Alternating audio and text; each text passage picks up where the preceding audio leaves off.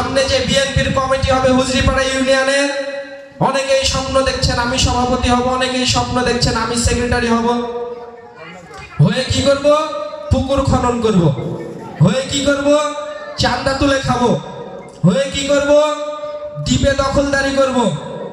এই জন্যে সভাপতি আমি হুঁশিয়ার কণ্ঠে বলতে চাই, হুজরিপাড়া ইউনিয়ন বিএনপির কমিটি যদি হয়, আর এই কমিটিতে যদি কোনো আওয়ামী লীগের দোসর ঢুকে অথবা যারা জেল খেটেছে, নির্যাতিত হয়েছে, সেই সমস্ত দলের ত্যাগী কর্মীদের মূল্যায়ন না করা হয়, তাহলে ওই ভুয়া কমিটির বিরুদ্ধে আমরা গণধুলাইয়ের কর্মসূচি দিব।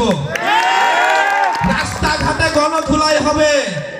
যুদ্ধ করে এই জায়গায় এসেছি, দ্বীপের দখলদারি করে না। যুদ্ধ করে এই জায়গায় এসেছি, পুকুর খননের টাকা খেয়ে না। যুদ্ধ করে এখানে এসেছি, সাধারণ মানুষের পেটে লাথি মেরে না। যে দলের নেতা হও, সে বিএনপি হও বা অন্যান্য দলের হও, জনগণের কথা চিন্তা করতে হবে।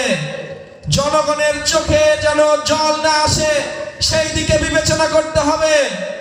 যে দলেরই তুমি নেতা হও না কেন, অত্যাচার করে তুমি আমার এলাকার সাধারণ মানুষের চোখের পানি ঝরাবা, আমার শরীরে রক্ত থাকতে আমি এটা হতে দেব না। যুদ্ধ হবে, বারে বারে যুদ্ধ হবে।